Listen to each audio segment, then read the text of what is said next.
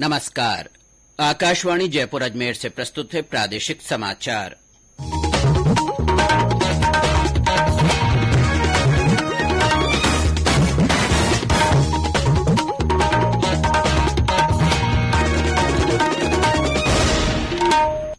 मुख्य समाचार। प्रधानमंत्री नरेंद्र मोदी ने कहा, पर्यटन क्षेत्र को नई ऊंचाई देने के लिए दीर्घकालिक योजना बनाने की आवश्यकता। मिशन मोड में पर्यटन का विकास विषय पर वेबिनार को संबोधित किया। राष्ट्रपति द्रौपदी मुर्मू ने कहा, देश में धर्म का सामाजिक और राजनीतिक व्यवस्था में महत्वपूर्ण स्थान। लोकसभा अध्यक्ष ओम बिरला और एमएसएमई मंत्री नारायण राणे कल कोटा में औद्योगिक मेले और प्रदर्शनी का उद्घाटन करेंगे। मुख्यमंत्री अशोक गहलोत ने भरतपुर के घाटमिका में जुनैद और नासिर के परिजन से मुलाकात की। कहा, पीड़ित परिवार को शीघ्र न्याय दिलाया जाएगा।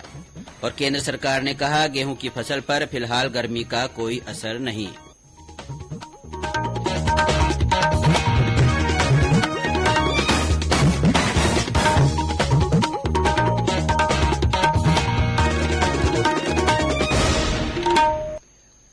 समाचारों के साथ मैं अब्दुल हनीफ और अब समाचार विस्तार से।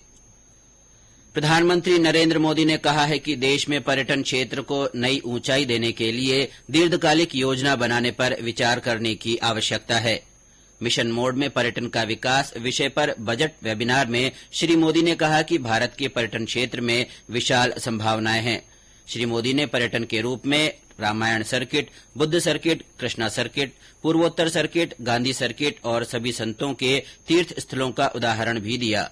प्रधानमंत्री ने कहा कि देश में सामाजिक और सांस्कृतिक सभ्यता पर्यटन का सदाई एक हिस्सा रहा है। उन्होंने कहा कि देश में पर्यटन सुविधाएं बढ़ने से पर्यटकों की संख्या भी बढ़ेगी। प्रधानमंत्री ने कहा कि नागरिक सुविधाएं, डिजिटल संपर्क, स्वच्छता और बेहतर अवसंरचना पर्यटन को बढ़ावा देने में सहायक होंगे। सदियों से हमारे यहाँ यात्राएं होती रही है।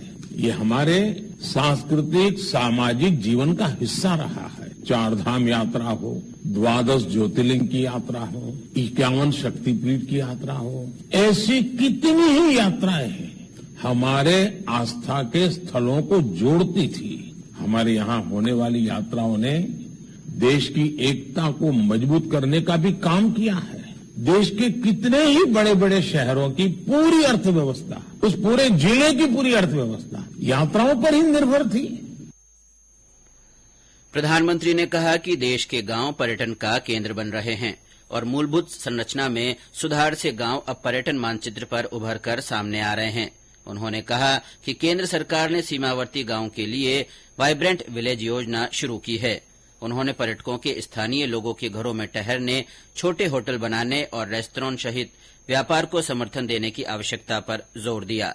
प्रधानमंत्री ने कहा कि भारत में विदेशी पर्यटकों की संख्या लगातार बढ़ रही है। उन्होंने ऐसे पर्यटकों की पूरी जानकारी और देश में उन्हें आकर्षित करने के लिए एक विशेष कार्य नीति बनाने की आवश्यकता बताई। भारत में हमें टूरिज्म सेक्टर को नई ऊंचाई देने के लिए आउट ऑफ द बॉक्स सोचना होगा और लॉन्ग टर्म प्लानिंग करके चलना होगा। जब भी कोई टूरिस्ट डेस्टिनेशन को विकसित करने की बात आती है तो कुछ बातें बहुत महत्वपूर्ण होती है। जैसे उस स्थान का पोटेंशियल क्या है, ईज ऑफ ट्रैवल के लिए वहां की इंफ्रास्ट्रक्चर नीड क्या है, प्रमोशन के लिए हम और क्या क्या नए तरीके अपना सकते हैं। इन सारे सवालों का जवाब आपको भविष्य का रोड मैप बनाने में बहुत मदद करेगा। प्रधानमंत्री कल माल परिवहन क्षेत्र से जुड़ी बुनियादी सेवा और निवेश विषय पर वीडियो कॉन्फ्रेंस के माध्यम से वेबिनार को संबोधित करेंगे। यह वेबिनार प्रधानमंत्री गति शक्ति नेशनल मास्टर प्लान के तहत होगी। राष्ट्रपति द्रौपदी मुर्मू ने कहा है कि धर्म की चेतना शीर्ष भारत में निहित है और मानवता की आधारशिला धर्म में मिलती है।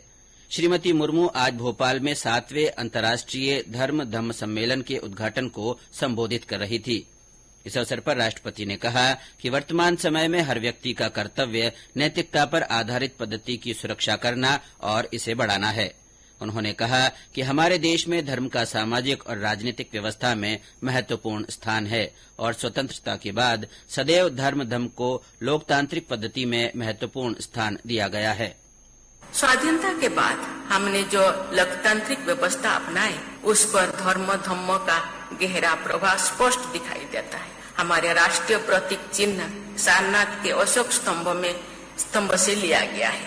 हमारे राष्ट्रीय ध्वज में धर्म चक्र सुशोभित है। लोकसभा के अध्यक्ष की कुर्सी के पीछे धर्म चक्र प्रवर्तनाय का प्राचीन ध्येयवाक्य अंकित है, जो सारनाथ में दिए गए भगवान बुद्ध के प्रथम प्रवचन की याद दिलाते हैं और हमारे लोकतंत्र को उस महान शिक्षा से जोड़ता है। लोकसभा अध्यक्ष ओम बिरला और सूक्ष्म लघु और मध्यम उद्योग मंत्री नारायण राणे कल कोटा में औद्योगिक मेले और प्रदर्शनी का उद्घाटन करेंगे।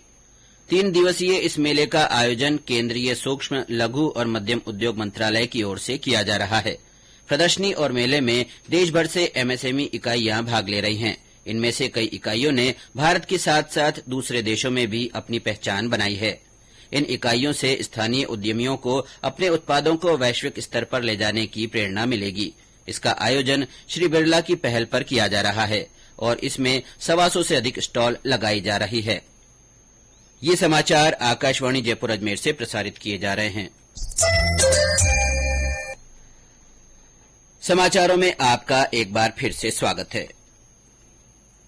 मुख्यमंत्री अशोक गहलोत ने आज जयपुर में राजस्थान राज्य विद्युत प्रसारण निगम लिमिटेड तथा एक समाचार पत्र की ओर से आयोजित रिन्यूएबल एनर्जी कॉन्क्लेव का उद्घाटन किया।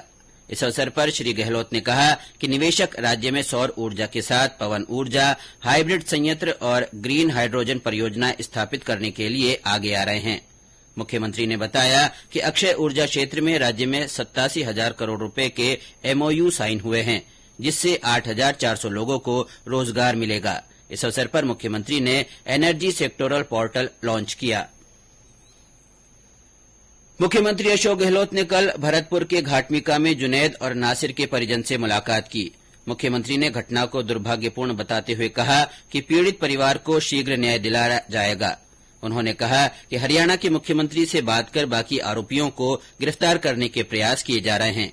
इसके लिए दोनों राज्यों में डीजीपी स्तर पर भी लगातार बातचीत हो रही है। पिछले दिनों जुनैद और नासिर के शव हरियाणा के भिवानी में एक कार में जली हुई अवस्था में मिले थे। पूर्व मुख्यमंत्री वसुंधरा राजे का जन्मदिन चूरू जिले के सालासर बालाजी धाम में कल मनाया जाएगा।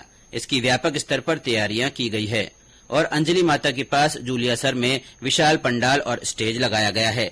श्रीमती राजे का जन्मदिन 8 मार्च को है, लेकिन कल पूरे प्रदेश से बड़ी संख्या में लोग सालासर पहुंचेंगे। इस अवसर पर श्रीमती राजे बालाजी मंदिर में पूजा अर्चना के बाद आम सभा को संबोधित करेंगी। भारतीय जनता पार्टी प्रदेश युवा मोर्चा की अगुवाई में पेपर लीक, बेरोजगारी और कानून व्यवस्था के मुद्दों पर कल जयपुर में प्रदर्शन करेगी। भाजपा के प्रदेश के मुख्य प्रवक्ता रामलाल शर्मा ने बताया कि कल मुख्यमंत्री आवास का घेराव का कार्यक्रम है। केंद्र सरकार ने कहा है कि प्रमुख गेहूं उत्पादक राज्यों में गेहूं फसल की स्थिति सामान्य है और इस फसल पर फिलहाल गर्मी का कोई असर नहीं पड़ा है। कृषि और किसान कल्याण विभाग की एक समिति की हरियाणा के करनाल में हुई बैठक में ये सर्वेक्षण सामने आया है। समिति ने कहा कि हरियाणा और पंजाब में समय से पहले और समय पर गेहूं की बुआई के 75% क्षेत्र मार्च महीने में गर्मी से प्रभावित नहीं होंगे। अरुणाचल प्रदेश में वीर गति को प्राप्त हनुमानगढ़ जिले के टिब्बी निवासी मेजर विकास भाम्बू की जम्मू में 68 आर्म्ड रेजिमेंट के मुख्य द्वार पर प्रतिमा लगाई गई है। प्रतिमा का अनावरण मेजर विकास के माता पिता ने किया। विकास भाम्बू की पहला पदस्थापन 68 आर्म्ड रेजिमेंट जम्मू में हुआ था। हनुमानगढ़ के पीलीबंगा में कल युवा महोत्सव का आयोजन किया जाएगा। इसका आयोजन नेहरू युवा केंद्र हनुमानगढ़ की ओर से किया जा रहा है। जिला युवा अधिकारी रीना केसरिया ने बताया कि महोत्सव के तहत विभिन्न प्रतियोगिताएं आयोजित की जाएगी। इनमें जिला स्तर पर 5 प्रतियोगिताएं आयोजित होगी। और अब अंत में मुख्य समाचार एक बार फिर। प्रधानमंत्री नरेंद्र मोदी ने कहा है कि पर्यटन क्षेत्र को नई ऊंचाई देने के लिए दीर्घकालिक योजना बनाने की आवश्यकता है। श्री मोदी ने मिशन मोड में पर्यटन का विकास विषय पर वेबिनार को संबोधित किया। राष्ट्रपति द्रौपदी मुर्मू ने कहा है कि देश में धर्म का सामाजिक और राजनीतिक व्यवस्था में महत्वपूर्ण स्थान है। लोकसभा अध्यक्ष ओम बिरला और एमएसएमई मंत्री नारायण राणे कल कोटा में औद्योगिक मेले और प्रदर्शनी का उद्घाटन करेंगे। मुख्यमंत्री अशोक गहलोत ने भरतपुर के घाटमिका में जुनैद और नासिर के परिजन से मुलाकात की। श्री गहलोत ने कहा कि पीड़ित परिवार को शीघ्र न्याय दिलाया जाएगा। और केंद्र सरकार ने कहा है कि गेहूं की फसल पर फिलहाल गर्मी का कोई असर नहीं पड़ा है। इसके साथ ही प्रादेशिक समाचार बुलेटिन समाप्त हुआ। नमस्कार।